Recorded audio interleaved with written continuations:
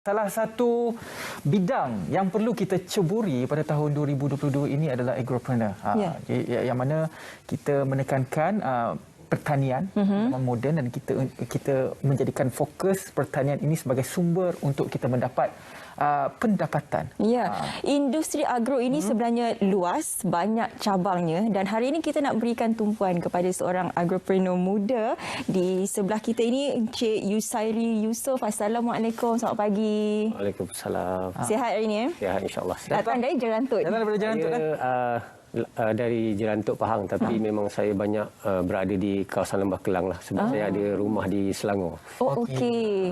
Mungkin mukadimah sebelum itu kita nak berkenalan dulu dengan Encik Yusairi Yusof ni. Bagaimana sebenarnya boleh masuk ke industri agro ini? Okey, Assalamualaikum dan selamat pagi.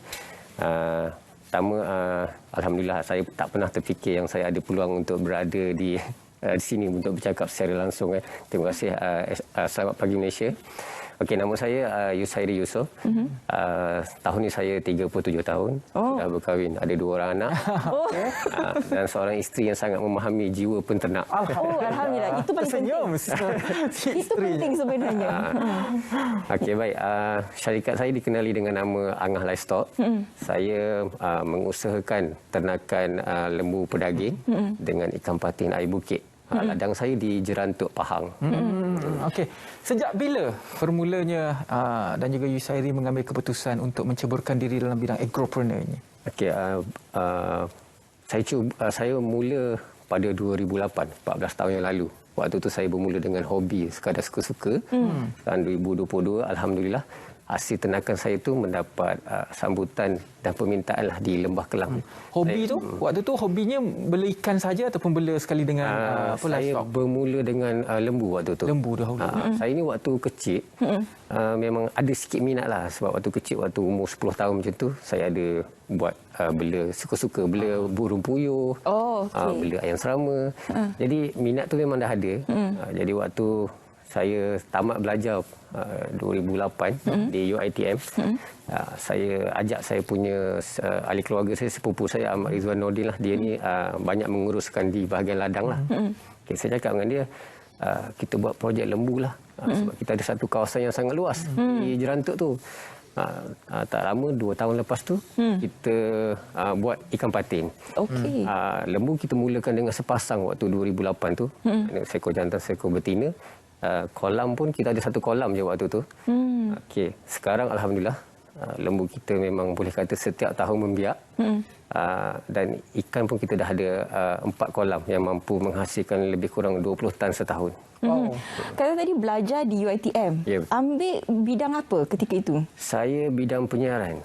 Bidang penyiaran. Bidang kita sekarang. Bidang kita sekarang. Lepas tu kita pun difahamkan sebelum ini pernah terlibat dengan penyiaran. Betul. ALONG. Ya, betul. Halo. Kan? Masa tu macam mana tu? Waktu tu tamat belajar 2008 tu, kita tak ada kerja tetap lagi. Saya mencuba macam-macam lah. Saya kerja di kedai serboneka dan saya pernah berada dalam program Alun Bijak. Saya karakter Angah tu yang pakai maskot tu. Yang bagi comel tu Angah. Saya pernah 13 musim, 13 episod. 13 episod. Dengan Siti CV semua. Betul. 2008 ada Siti CV lagi? Waktu tu dah tak ada. Kita lah ikan CV. Tapi ialah jauh sangat menyimpangnya daripada penyiaran, daripada jadi Angah, tiba-tiba masuk ke industri agro ini. Bagaimana boleh tersimpan sangat ni? Tu yang saya kata tadi, waktu kecil memang minat tu dah dia macam grow, dah ada dah. Sebab mak ayah saya pun bila kita nak buat apa-apa dia bagi galakan. Saya memang waktu tu waktu saya bela burung puyuh, ayam serama tu suka-suka je, tapi saya jual. Telur burung puyuh tu saya jual. Kalau budak kecil balik sekolah sekarang ni suka kejar balik rumah nak main game. Kita waktu tu on the way balik rumah dalam bas kita dah, ayam aku ni macam mana sihat. Macam tu Burung puyuh ni dah makan ke belum? Okey.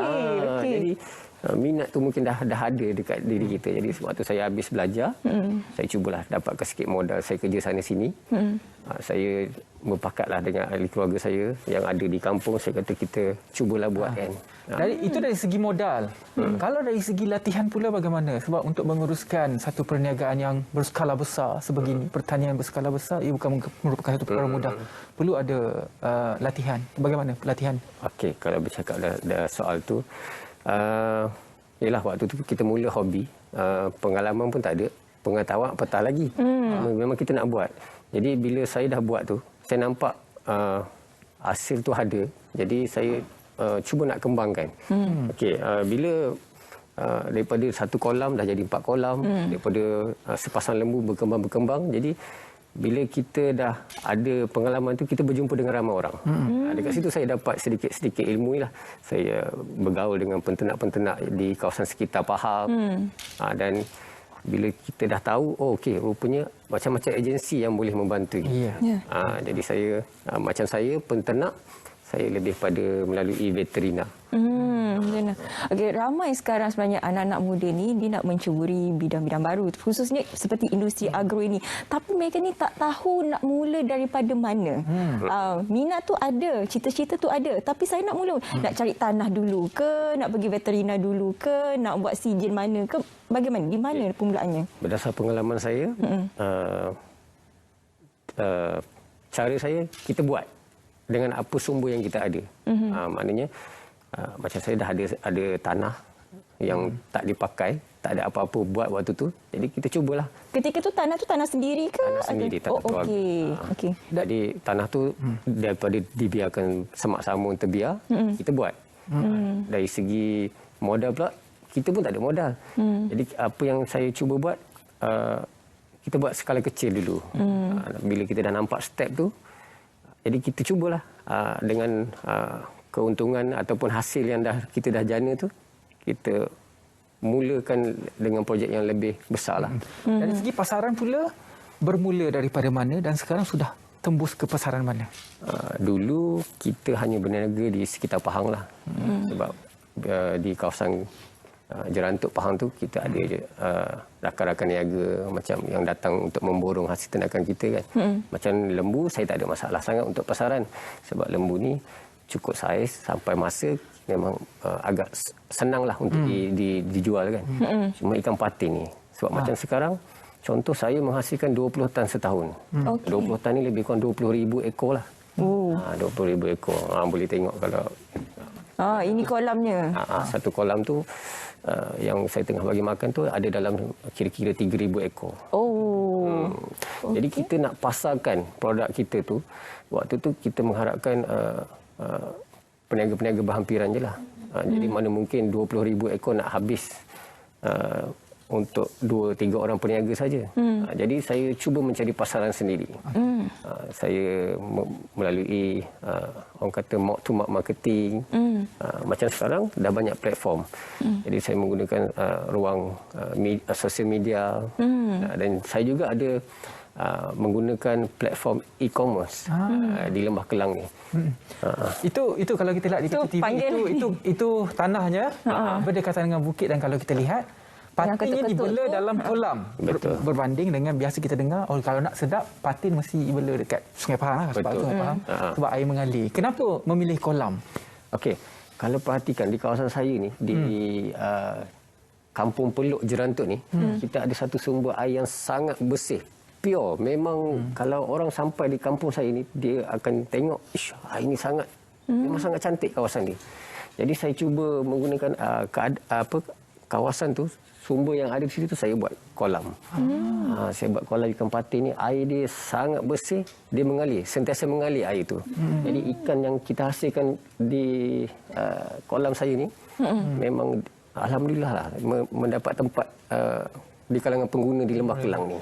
Digemari ramai. Kalau lembu ini jenis apa? Sebab banyak sekarang lembu, kalau ada veterina paling famous sekarang lembu Sador lah yang besar tu kan. Ini lembu apa? Okey, dulu kita hanya sebab kita pengalaman kurang, ilmu pun kurang waktu tu. Kita menggunakan lembu baka kampung. Kedah Kelantan punya. Tapi Kedah Kelantan ni saiz dia kecil. Jadi kalau perhatikan pada video ni, besar. satu ekor tu lembu tu besar sikit. Yang itu baru kita cuba nak kacukkan, itu kita gunakan baka Brahman. Oh, okey. Ini original dia dari Thailand lah.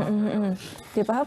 Di antara cabaran yang dihadapi masa mula-mula nak mencubakan diri dalam industri agro ini dan juga cabaran ketika pandemik COVID-19. Kita tahu pandemik COVID-19 banyak halangan. Betul. Ada PKP ni lagi. Bagaimana ketika itu? Okey, betul. Waktu PKP, macam lembu kita tak ada masalah sangat sebab saya ada buat macam-macam produk lah. Selain daripada menjual daging, kita ada juga buat program ibadah korban ataupun kita gunakan untuk kenduri kan. Tapi macam ikan sangat bermasalah sebab kuantiti banyak. Waktu pandemik semua peniaga yang berusaha kita tak boleh jual. Jadi waktu tu saya bernasib baik sebab syarikat saya berdaftar dengan SSM. Jadi untuk setiap urusan dokumentasi untuk kita dapatkan kebenaran berniaga dalam fasa pandemik tu dengan sekatan jalan raya dengan macam-macam halangan, kita dipermudahkanlah. Agensi-agensi macam farma, veterina ada keluarkanlah borang-borang yang berkaitan untuk kita dapat kebenaran berniaga. Jadi waktu tu saya ubah saya punya strategi berniaga. Dulu kita mengharapkan kawasan sekitar saja. Waktu bermula pandemik tu, kita bawa kita punya hasil ternakan ke Lembah Kelang. Saya jual sendirilah. Sehinggalah sekarang saya aktif menjual di Lembah Kelang ni. Dan kalau bercerita pula pasal ikan patin kan banyak jenis. Betul. Dan juga nak jaga dia bukan senang dari segi makanan. Bagaimana nak menyerap tekanan dari segi ekonomi. Betul. Dan juga untuk maintainkan makan kena bagi, duit kena keluar. Pada waktu itu bagaimana? Itulah kebanyakan yang penternak hadapilah, termasuk saya lah. Masalah kos penternakan ni. Macam ikan sepenuhnya kita bergantung kepada pellet makanan. Macam sekarang kalau dulu mula-mula saya bela ikan ni, saya ingat waktu tu baru dalam RM55, RM56 satu beg. Sekarang dah mencecah hampir RM70 satu beg. Jadi kos kenaikan tu yang membuatkan kita menghadapi masalah. Jadi untuk memastikan perniagaan kita tu sentiasa menjana keuntungan tu, saya kurangkan bergantung kepada orang tengah. Jadi kita direct kepada pengguna. Jadi kita dah lepas satu tahap mana sepatutnya kita boleh dapat contoh RM10. Kalau kita melalui terlalu ramai orang tengah, kita mungkin angka untung RM5. Kena bijaklah dalam merancang macam mana untuk menguruskan kos tersebut. Jadi itu yang saya buat sekarang ni lah. Dari segi bekalan benih, ikan pula bagaimana? Patin buah saya kira banyak benih itu dapat daripada negara luar, contohnya Myanmar dan juga Vietnam. Okey, benih macam saya, itu saya kata di tempat saya ni saya bertuah. Sebab di kawasan saya itu ada penternak yang menghasilkan benih ikan. Okey. Jadi di kawasan itu juga kita bekerjasama dengan Jabatan Perikanan. Macam air yang ditarik daripada bukit tu, mula-mula kita buat projek tu kita dapat bantuan paip ditarik daripada bukit, dari puncak bukit 2 km lebih kurang macam tu ke berhampiran dengan kawasan kolam.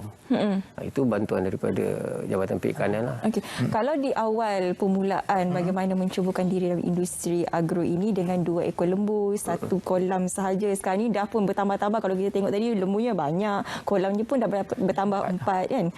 Bagaimana dari segi human resource-nya? Mungkin dulu kena buat seorang-seorang dengan kawan lagi seorang. Sekarang pekerjanya asing ataupun rakyat tempatan? Saya sepenuhnya pekerja tempatan. Okey, bila kita bercakap mengenai pekerja tempatan, kita boleh lihat anak-anak muda sekarang, belia khususnya, dia tak nak masuk ke industri agro ataupun industri 3D. Inilah orang cakap. Sebab ialah tak glamour. Lagi rela buat kerja-kerja di bandar asalkan glamour. Jadi macam mana nak membuka mata anak-anak muda ini supaya mereka melihat bahawa industri agro ni sebenarnya memberi pulangan yang bolehlah orang kata boleh hidup, nak kata lumayan nanti janji kosong pula kan. Bagaimana? Okey, yalah, dunia penternakan ni mungkin anak-anak muda ni berpandangan 3D tu difficult, dirty, dangerous kan. Tapi bagi saya, kalau kita tengok apa yang saya dah berjaya hasilkan ni, saya nampak 3D tu duit. Oh betul. Saya pun nampak tadi. Lembu tu duit. Tapi kebun kolam ni nampak macam tenang ya. Dalam kampung. Dia memang permulaan tu memang banyak halangan lah. Sebab kita tak tahu apa yang kita nak buat, macam mana pasaran, kita tak tahu. Tapi untuk anak muda yang nak menceburi dunia penternakan ni, jangan risau. Yang penting buat. Bagi jadi dulu. Yang lain bantuan tu akan sampai. Macam saya pun saya tak jangka. Macam sekarang, dulu kita tak ada pekerja. Macam saya banyak bergantung kepada tenaga di sekitar kawasan kampung saya. Memang boleh kata 100% pekerja tempatan di kawasan kampung saya. Jadi secara tidak langsung kita membantulah menaikkan ekonomi masing-masing. Selain daripada Cik Yusairi supply bahan mentah, lembu, daging, ikan patin kepada peniaga-peniaga, Cik Yusairi sendiri ada tak keluarkan produk sendiri daripada bahan mentah yang Cik Yusairi bela tu? Ada. Kita saya berkolaborasi dengan beberapa rakan niaga lah. Yang dia orang ni ada kelebihan sebagai chef. Dia boleh memasak. Jadi kita macam ikan patin. Yang kita famous ikan patin masak tempoyak. Jadi sekarang ni kita pelbagaikan. Pandangan orang nampak ikan patin kena ada tempoyak. Tak ada tempoyak tak nak beli ikan patin. Jadi kita sekarang ni buat asam pedas, kita masak steam, masak kicap, goreng rangup. Jadi sebenarnya ikan patin ni yang penting ikan tu berkualiti dan sedap. Sebab masalah ikan patin ni orang kata kalau dia ternak di dalam kolam dia hanyir. Bau tanah. Tapi yang saya ada bawa. Boleh rasa ni. Dah masak. Nampak. Nanti kami belum bagi testimoni. Saya ada bawa, saya boleh jamin. Sebab saya sekarang cuba untuk memberitahu kepada orang ramai bahawa versatile. Ikan patin ni sebenarnya kita boleh pelbagaikan juadah dia. Betul. Dan yang diternak di kolam ni bukan tak sedap, tapi kita kena bergantung pada sumber air dia. Okey, jadi itu mengenai ikan patin tadi.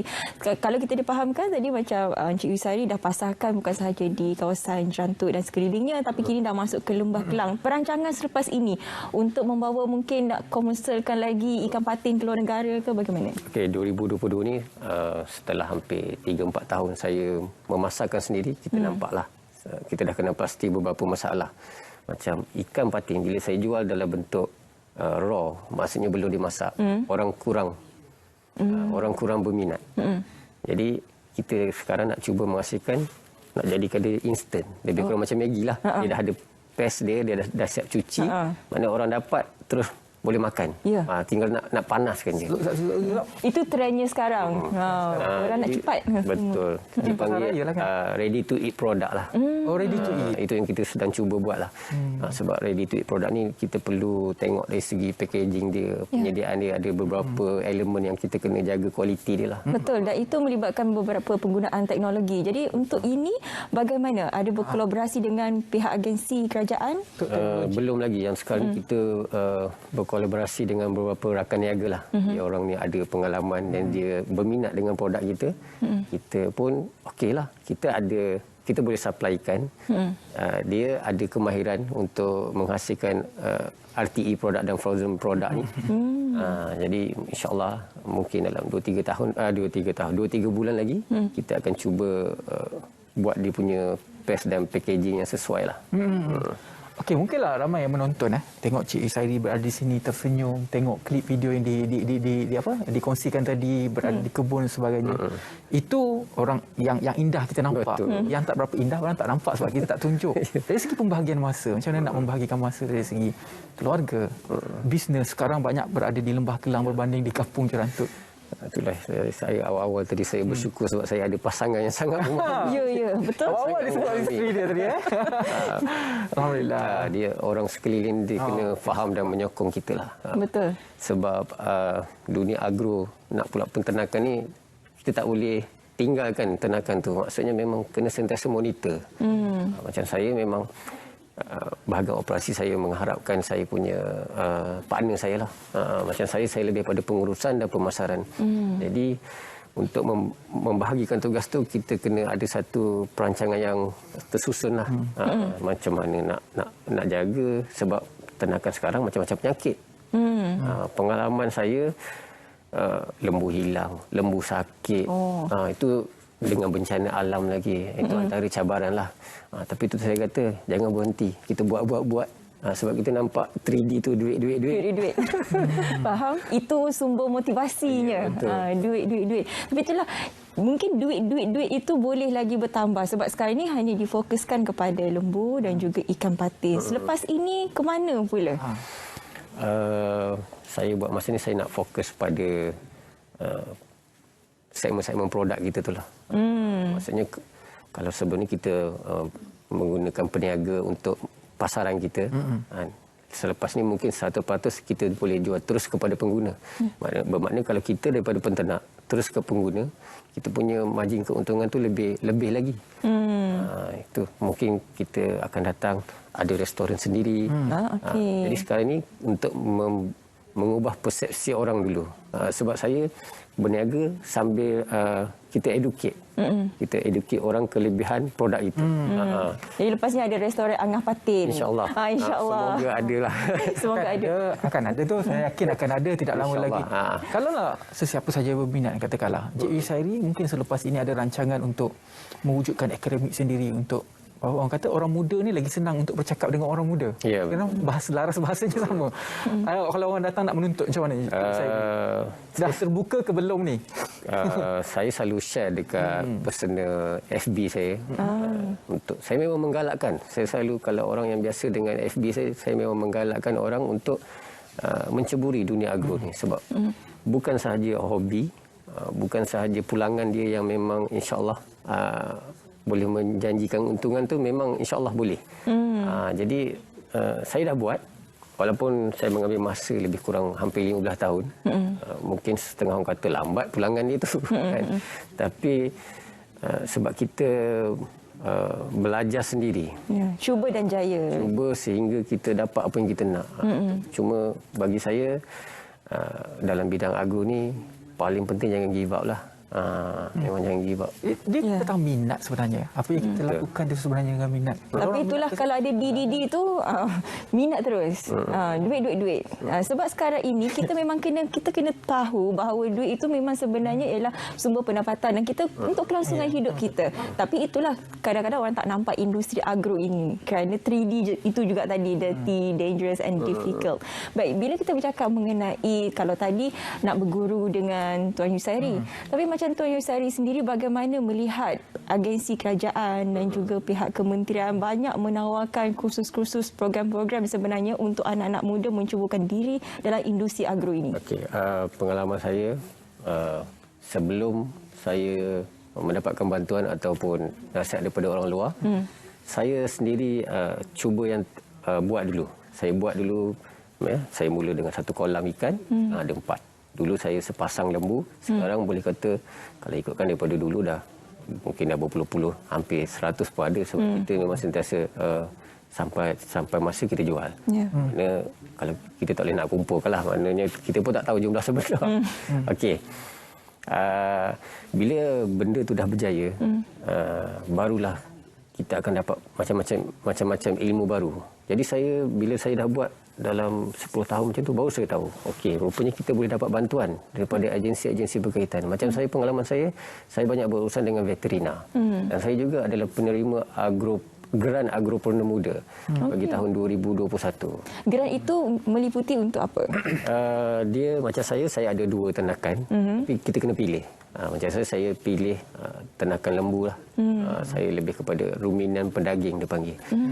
Jadi saya spesifikkan lembu sebab lembu ni modal dia sebenarnya lagi besar. Dulu kalau tengok dari video tu, dulu saya tak ada kandang. Saya ternak bebas, integrasi bebas. Ni macam-macam masalah sebenarnya, mengganggu tanaman orang, hilang. Jadi sekarang saya dah ada satu tempat untuk keselamatan ternakan saya. Jadi waktu itulah kita dapatkan bantuan, mula-mula nasihat daripada bantuan veterina tu. Dia tawarkan kita ada geran ni bergantung kepada peruntukan kerajaan lah. Jadi saya mohon pada awal 2021 saya dapat bernilai RM20,000. Nilai barang yang saya dapatlah beli tambah induk lembu, dan juga beberapa peralatan untuk kandang saya. Okey. Jadi banyak sebenarnya saluran-saluran yang boleh kita dapati daripada orang kata inisiatif yang diberikan oleh kerajaan untuk meningkatkan lagi agropreneur muda ini. Ini yang diucapkan kepada Encik Yusairi, insya-Allah nanti kami akan rasikan patinnya dan juga kita akan rasa jugalah hasil daging lembu. Mungkin kita boleh buat serunding ataupun boleh buat serunding ikan patin. Boleh, tapi kalau nak dapatkan ikan patin saya ni, saya ada platform e-commerce. Marketplace sell that. Untuk Lembah Kelang memang boleh dapat. Saya Berjaya, Putrajaya, KL Selangor memang boleh dapat. Kita boleh berurusan secara online. Kita boleh makan ikan patin ternakan kolam daripada air bukit yang diusulkan oleh Encik Yusairi. Terima kasih banyak-banyak Encik Yusairi dan sudi bersama dengan kami dalam Selamat Pagi Malaysia. InsyaAllah kalau ada kelapangan, kami akan ke sana, ke kebun sendiri untuk melihat sendiri dan juga mungkin boleh buat penggambaran ke sana. Dan apa yang kita harap naik lembu. Bukan naik lembu. Tapi apa yang kita harapkan sebenarnya supaya anak-anak muda di luar sana terbuka matanya untuk melihat bahawa industri agropreneur ini juga merupakan salah satu cabang kepada anda untuk menceburkan diri dan juga untuk menjana pendapatan. Ingat 3D itu bukan dirty, difficult, dangerous. Tapi macam Cik Yusairi punya konsep, duit. InsyaAllah. Semua motivasi. Terima kasih banyak-banyak Cik Yusairi.